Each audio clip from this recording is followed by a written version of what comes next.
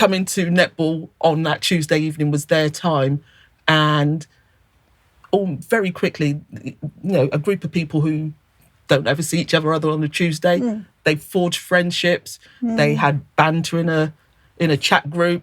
We went for after netball drinks. Hi and welcome to Let's Be Friends. I'm Izzy and I'm very pleased to welcome my guest Linny, who's going to talk to us about walking netball and about netball clubs for girls as well.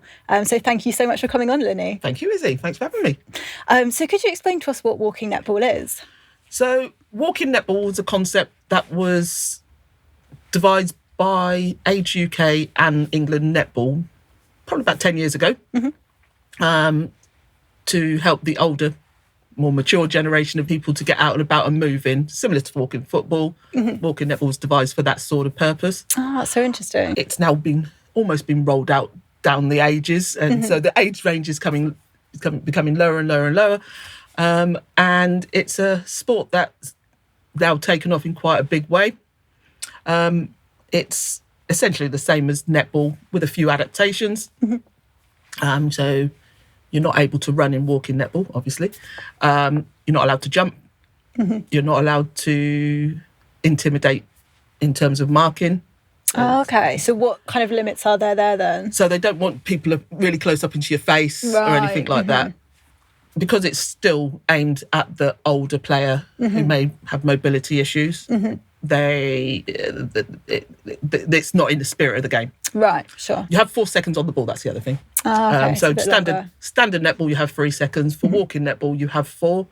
And you are also allowed to take what they call a balancing step. So whereas in standard netball, you would just land, one foot moves, you can have an extra step, providing it's fluid. Okay. Again, to help with people who may have a mobility and the older sort of player. So it's played by people of 60. We've got 60 plus age group that play. There are a lot of groups like for the WI Women's Institute, and as I said, it's been spread out. So now the age range is a lot lower. Yeah, that was something that I noticed when I came along to walking netball, was just the range of ages. Yeah. It seemed like there was all ages there, even teenagers actually. Absolutely. When I was there. So my daughter comes along and plays with us as well, initially to make up the numbers, but she actually quite enjoys it. It can be quite an intense game. What they have found is there's almost 2 tiers of walking netball, and what they've called one tier is in it to win it, which is the more competitive side. And then you've got a different side called Wiggle and Giggle. And that's generally a no-score game. They're just playing for the sheer fun of it. And it's not so intense. It's nice having those 2 options. Yeah, people that aren't so confident still get to play a nice game and enjoy it.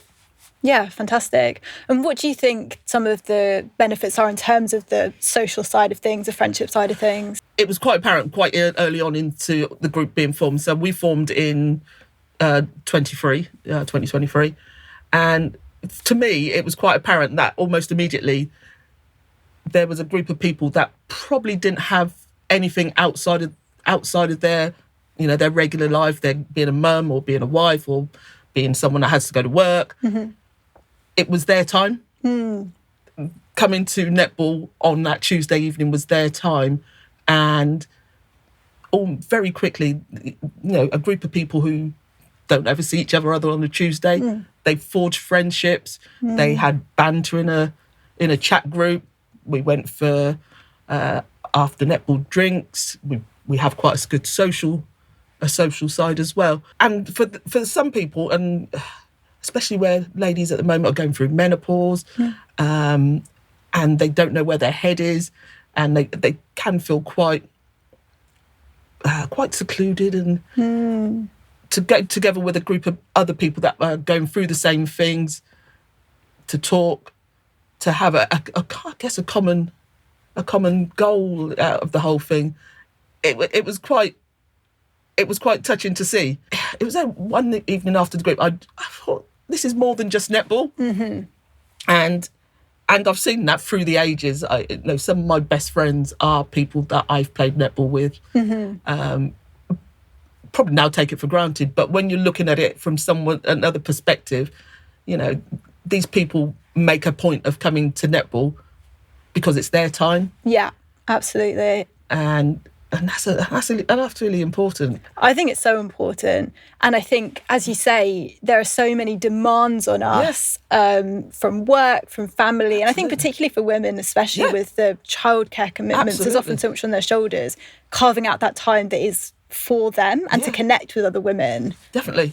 Seeing it and being part of it is a real good thing. I mean, it makes me feel proud of the group. Yeah, you know, you should be. And obviously, because it's more accessible to a larger number of people who might not be able to play standard netball, it's opening up another social avenue for those people, which I think is a really important part of all of this. Definitely. Kind of a broader conversation than netball, but a lot of disabled women and older women experience social isolation in a lot of areas of life. And I mean, I'm not disabled in a way that means that I can't play standard netball, but I am disabled and it does affect my social life in various different ways. But obviously it affects a lot of people more so if they have mobility issues and things like that. So I think for me, a really important part of the conversation about walking netball is, you know, what is the importance to you of kind of opening up these social activities to people who are particularly excluded from social interaction? Just knowing that everybody has equal, you know, benefits of what it is we want to offer. As I said, we don't exclude anybody that wants to come along. We may have, in terms of the games, we just need to make sure that they can sort of manage themselves, but we will slow things down for them. We will make sure that if they need strapping or anything like that, they've got that on. But socially, you know, everybody is welcome, and no one is excluded. We're probably one of the more unique groups because we're an evening group. A lot of the groups are daytime groups, and a lot of the groups are a lot older. As I said, some of them may be connected to the Women's Institute. Some of them are pensionable age, so I guess they have different focuses as well, and they can go for coffee mornings and things like that, and just going together for a coffee or as we do a drink afterwards, just to de-stress and things, or just to have a laugh or whatever. It's so important. Yeah, 100%. It's so important, and we factor that into our groups, that on one session a month we will always go and have that social time. It's just slightly different because we're in the evening, so people do need to go home and things like that. But I think if it's the daytime, it would be better. But we do make a point of doing as much social activity as we can. And I think that's great because you're getting an opportunity to kind of break the ice by doing the activity, but also then have time for those longer conversations that you're not going to have in the 5 minutes in between. Exactly. And it's amazing how much in common you've got with these people that you only ever see once a week. But that they feel completely at ease talking to you as if they've been talking, as if you've been friends for hundreds of years. And that's something that really struck me, that, you know, they'd only been together like a year, 18 months, but they were as if they'd known each other forever. Yeah, and that's fantastic. And that is fantastic. And just knowing that they have a group that they can reach out to. As I said, we've got a very broad range, and we've got very experienced range in our group. We've just got someone that's just passed their solicitor's exams. Oh, wow. We've got a plumber. We've got HR exec, and we've got care managers and all sorts. And it's just a good range. So if you've ever got a question or there's something in your life, you've got this whole pool of people who've got all these different life experiences that individually you probably never pose a question to them because you wouldn't know. But because it's seen almost like a like a family of a sort.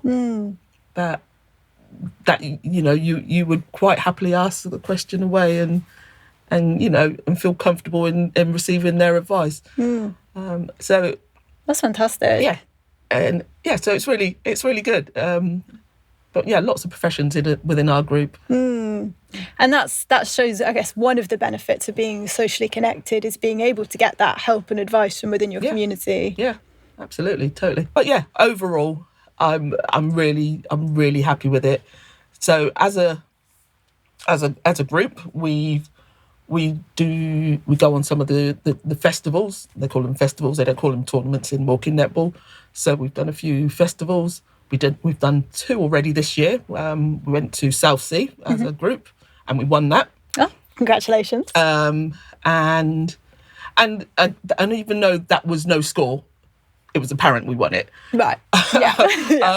But the feedback from the other people that that were there, who really brought us in and made us feel really at home because we'd come from quite a distance. It was amazing. Oh, fantastic. Berkshire have held a tournament already this year, and today marks the first day of the league for walking netball in Berkshire. So we put it up. So my group have put in a team, and they played their first match this morning. Oh, fantastic! Which is awesome. It's a trial at the moment. I think they're doing it for 6 weeks to see how it goes, and if there's an uptake, I would imagine they will make it a formal league. There are only 3 on trial at the moment in the country. So. Oh wow, yeah. So you're really at the beginning of something here. And it seems crazy that this is only just taken off. But it's good that it is happening. Yeah, definitely. It's good that it's happening. You mentioned that obviously there's people from all different ages and that people are able to form friendships. Do you find that there's people forming friendships with people of kind of different ages that they might not come across in their day-to-day life as much? Yeah, I think there probably is. So within our group, as I said, we've got quite a broad range, and they all seem to, chat and get on really well with each other, even the oldest to the youngest. When I was there on Tuesday, I was just watching a conversation between our oldest player and our youngest player. And the older player, although she wasn't being bolshy about it, she was explaining how she plays. And she's a very technical player, in someone that's played for many, many years. And she was just explaining to one of the younger players what she was doing, how she turned her body to shield herself from the other player. And I thought, and that's experience which is being passed on. Yeah. That's a really positive space for that kind of sharing of knowledge. As I said, my daughter plays with our group as well, and she's 14, and she has these tussles with the goalkeeper from the other team. Even though it's a gentler sport, they are as good as each other, and I think she gets a lot out of that she's able to.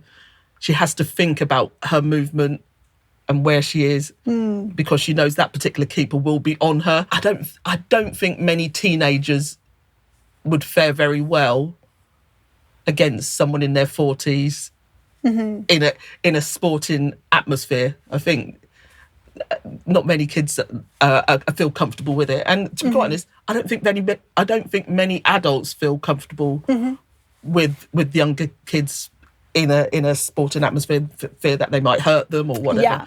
But with that particular situation, they get a good, and because it's a safer kind of less intense sport. Yes, exactly. And they get a good match out of each other, which is it's great. And it's great to have that kind of opportunity for healthy competition. I feel like that can be a good social experience as well. I think healthy competition is so important, because without it, how do you know how to challenge? How do you know how to make a challenge? How do you know how far you can go with something? Personally, I don't believe in non-competitive sports. I think sports has to be competitive. Yeah. I think we need to know how to win, but we also need to know how to lose. And Absolutely. and from from both winning and losing, you learn how to make yourself better from the losses that you made. You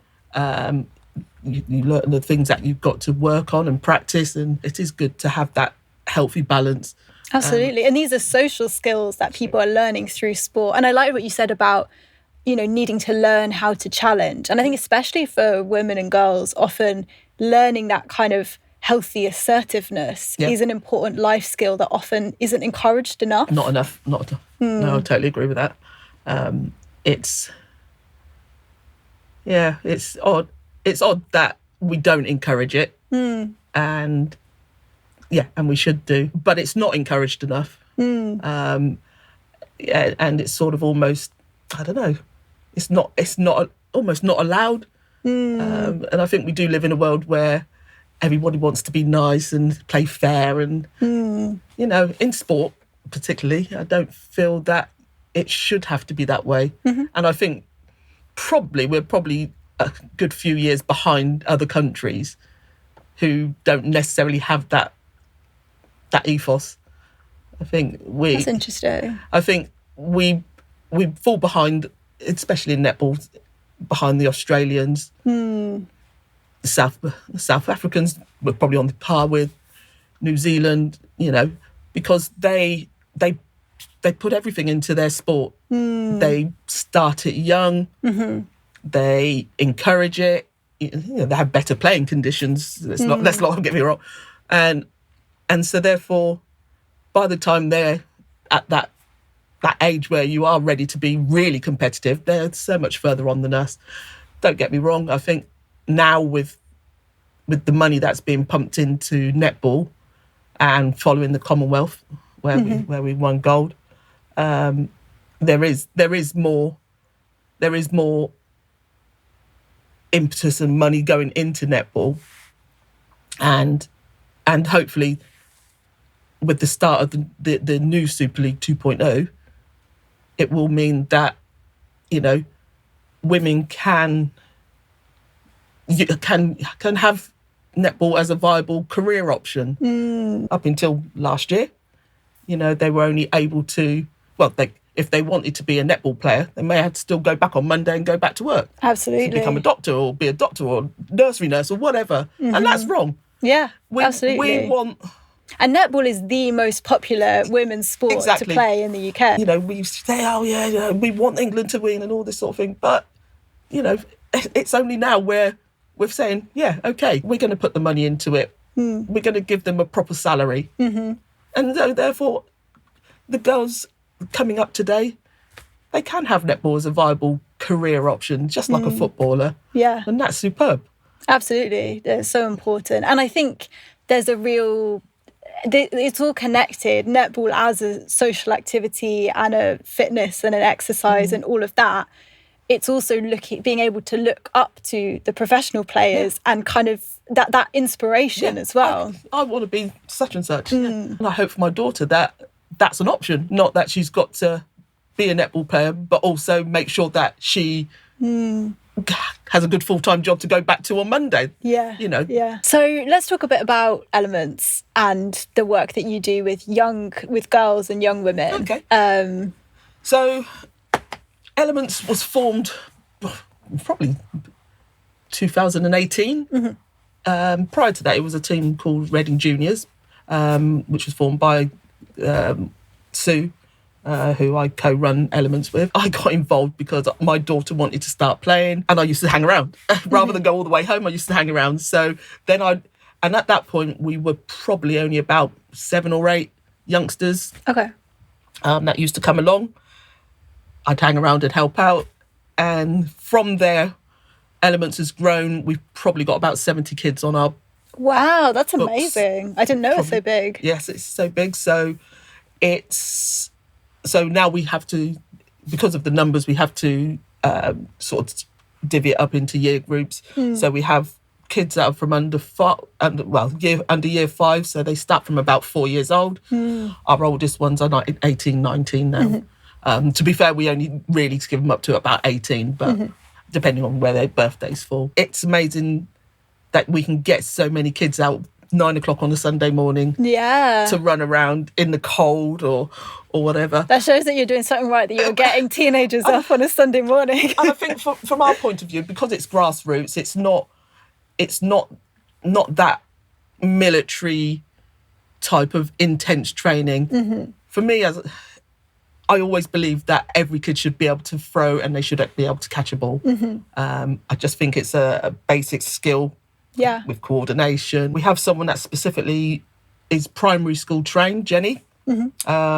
She will just do the very basic skills, but you can see from even 5, 6 years old that they're understanding it. And it's amazing that you start so young, because that's so much younger than I started. Yes, and that's where I think we've gone wrong in the past, that we leave it too late. Netball doesn't feature in most girls' lives until they're probably 8, 9, and by the time they've got to secondary school, they'll then start playing it. It's too late. That is too late. For us to be a bona fide contender with the other countries that play netball, we've got to start a lot earlier. And that's why we start. It's not competitive games. It's for throwing and passing the ball. It's hitting the post rather than scoring a goal in the net, so that they can learn how to aim. Just a very gentle process. But those kids, by the time they get to into proper primary school, they'll have an advantage. We also train boys as well. We have a number of boys on our books as well. We don't discriminate, and because it's grassroots, again, we take all abilities, and so by the time these players have got to secondary school, they're starting to understand the game, and it's something that they then enjoy. Yeah, which is the key, right? Yeah. When I was young, I hated netball. Really? When I was at school, I didn't like netball, because it was only that sport that you played in the winter, in the cold winter. And I'm 100 years old, so you didn't have Under Armours or leggings or anything. You went out in your PE skirt and so it wasn't. And your PE teachers all wrapped up on the sideline. Exactly, and you're in a little air text. And it wasn't enjoyable. It wasn't made enjoyable. I didn't pick netball up as something that I played until my late teens, 20 odd or whatever. So those years are missing. Just hopping back to the walking netball side of things, what we do find is a lot of people haven't picked up a ball since they left school. Yeah, I can imagine. What they talk about 30 odd plus years. And once I was into it, personally, I've always stayed in it. And so whilst I don't play so much regular netball now, I still coach on the elements side, but I've still got enough that I can impart my knowledge on the kids that are playing. I think there's a real confidence thing as well about picking those skills back up, because on my Tuesday team we have a lot of players who have had a really long break from netball, and then they've come back quite nervous, quite shy, and then obviously there's a confident thing from the social aspect, but also from the skills-based aspect, and realising, oh no, I can still do this. And it's just a shame that is such a big gap.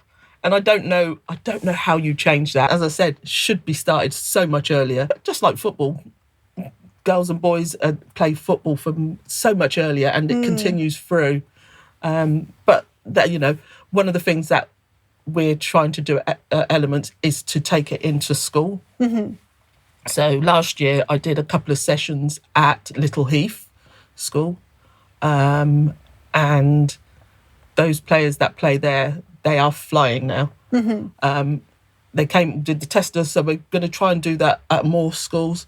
Just let them have an introduction to netball, especially as they're going into their GCSE years where they need to pick a team sport. We are going to try and get in there, so at least it's an option for them that they can play. We find that friendships are forged, and probably a lot of the reason why some of the girls come, to be quite honest, because they get to see their friends. Yeah, absolutely. It's fair enough. Yeah. And I think that's an important part of all this. They get to see their friends whilst playing a sport. Some of my oldest friends are from netball. Two of my daughter's godmothers are former netball players. Wow, that's amazing. A lot of my friends locally are from netball. And say that, and my son's is from netball as well. There's teams I've played for over the years that I still have a social. We only ever go out socially now. It may well be netball related. We may go watch Super League or something, but we still. That's brilliant. They are still very much a part of life. So what is it, do you think, about sport or about netball in particular that kind of enables building these friendships? I think it's just that common theme and that common interest that you've got. At whatever level, there is something that obviously a sport has for you, whether it be netball or whatever. If you're to the level where you want to dissect a Super League game or whatever, my best friend will literally dissect every play on a analysing. Game. Yeah, I like netball, but not to that degree. Yeah, it's quite extreme. But she'll ring up all excited. She hasn't played netball in the league for forever, but she still loves it, and she knows that she can ring me up and have a conversation, or we'll get together as a group and have a conversation. That's great. Yeah. And there's other things that we talk about, but it always circles back round to the common interest of why you're there, and that's really important to know that you've got someone that shares an interest with you. That kind of shared passion. Yeah, and still having that whole social interaction with people because of their sport, essentially, even years after you've played it, is brilliant. And they're easy friendships, they're not strained friendships. You've spent hours on a netball court together having various laughs or, arguments or whatever, but ultimately they're your team. Yeah. And, I still consider, for example, TNT, that I was part of a team of years ago. I still very much consider them my team. And that's interesting. They're your team. It's that collaborative, almost very like proud of it. Project that you've been involved with over that time. Absolutely. And hopefully the youngsters coming up will see that one of the things that I'm trying to do is to look at who the potential leaders are. So today in session, we had mixed group of year 6, year 7, year 8 and year 9 mixed groups. And I knew there was a particular person that I wanted to lead on a particular team, and she did a really good job of it. When she came on, she sort of told the younger ones where to be and to drop back, and you could see she's going to be a natural leader of a team. And I think you do have to have, not even captains, but you do have to have someone that has that confidence to say, get over there, or get back, or we've got to slow it down. Someone's got to have that voice. And there's very few things, I might shout, I might say a lot, but there's very few things that I say. I'd like to make sure they're spread out. I like to tell them to use their voice. And I think, again, for girls, that can be something they've been taught not to do in other situations. I had a conversation with a year 6 this morning. She played such a really good game, and a lot of the time she was free. And I said, use your voice. And she said, yeah, come on. And she was very timid and very quiet about it. I said, so much of the time you were there, but you're not seen. Yeah. Just use your voice. And she will come. It will come. And with practice. But it's something that, if you're timid, it's not something that comes natural to you. But it's lovely to see timid players playing with older people, even 4 or 5 years older, and sort of working together and sort of showing good teamwork. Really good session today, actually. I was quite proud of it. But just starting them early to get into the habit of being being assertive about themselves, And these are all life skills and social skills. Standing up for themselves and I'm here, Yeah. I probably never realised how important that sort of attitude has in probably a lot of my life. Absolutely. I mean, for me personally, netball has always been my constant. I've always had it, even when I was married. It was always my constant. I always had my netball. I got divorced, always had my netball. And even now that I have to rear my child up and bring her along to netball with me, it's not so much my thing now. But I'm really proud that it's something that my daughter can see as something viable. Her confidence has grown. Oh, fantastic. Just to see her play, and especially over the last, 2 or 3 years, where you can see that the brain is starting to understand the game is really good. So as part of Elements, obviously we have loads of kids, and there's probably 2 or 3 that stand out, and maybe a few, probably before COVID, I had one parent drop me a line, and she said, for an 8-year-old that didn't know anybody at all, but wants to come week after week after week, she said, you don't know how happy that's made me. And you just don't think about those things. You just think there's kids that come, but behind it all, there's kids with anxieties and image problems, and and they come along and they play and they forget it. And I think that's a really positive thing, that Absolutely. They can come and forget. As I said, with the walking netball, they come from all different lights. It's their time.